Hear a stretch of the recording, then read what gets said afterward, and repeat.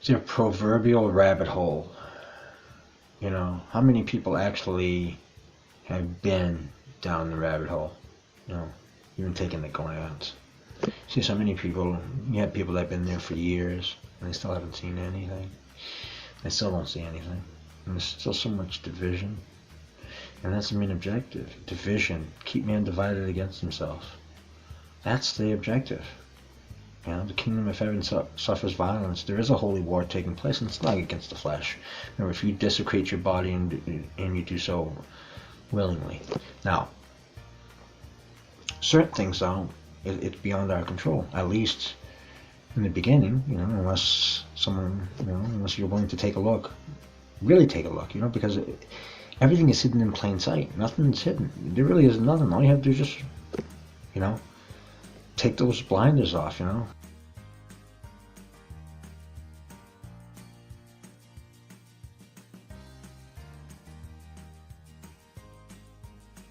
Inside of us, there's a telephone operator, switchboard operator, okay? And its name is Aman, okay? And Aman is what keeps you alive.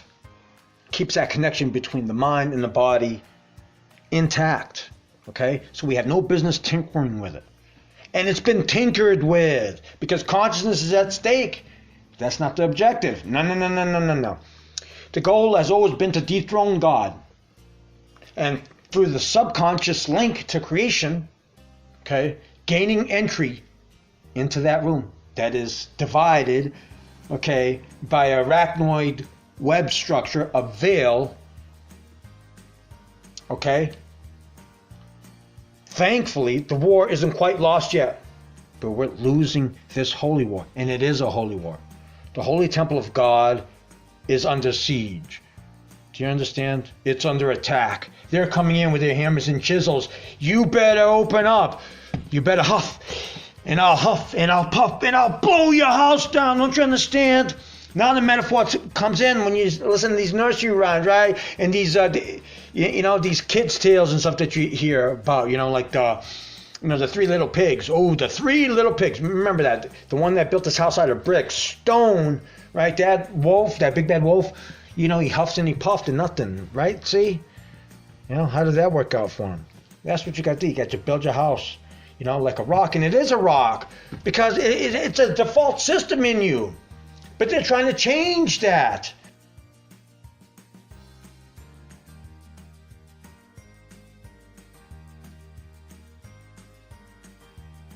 Jesus calls himself the Amen, Revelation 3:14.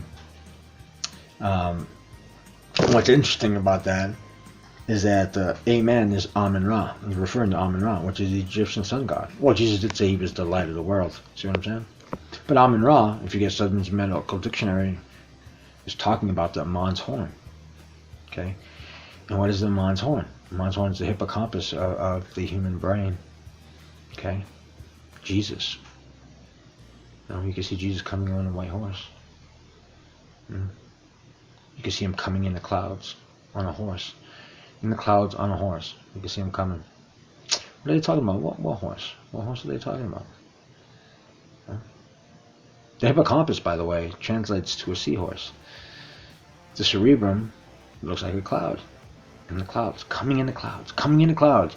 He's coming in the clouds. He's the light of the world, Aman.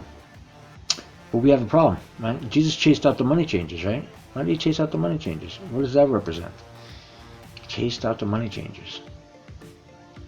What did the Sumerians call the moon god? Huh? Sin. Money comes from the old English word mona, meaning moon. See what I'm saying? So we're talking about emotions here. We're talking about emotions. You know?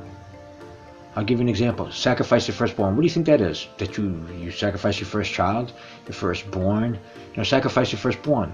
It's talking about thoughts. If someone hits you, someone comes against you, you're going to want to retaliate. But depending on who that person is, if they're stronger than you or they got influence or whatever, there could be some consequences. Okay? But it's built into the system. It's called karma. It's called cause and effect. So why worry? So basically what you're supposed to do is like turn, you know, if someone strikes you on one cheek, offer him the other. Now it makes sense. You know? then you have an innocent man. And if you have an innocent man, there are consequences. There are dire consequences. Dire consequences. Okay? That's why walk in truth. That's why Jesus said, take no thought. He said, why worry about anything? Don't worry about anything. Don't you know how valuable you are? We're valuable. We have value. We devaluate ourselves, when we put on a costume and go into this toxic world, and it's toxic. It's toxic. The toxicity. Wow. And we gotta do something about it. Only through meditation when we rise up against the kind of thoughts. That's where nirvana is. When we reach nothingness. That's where everything is. That's when you become God. When you take no thought, you become God. Because guess what? Are you taking thought? Is your thought affecting your heart right now? Is it preventing you from beating? No. But believe me, they're doing their darndest to find a way in. And woe unto us if they do. Woe unto us.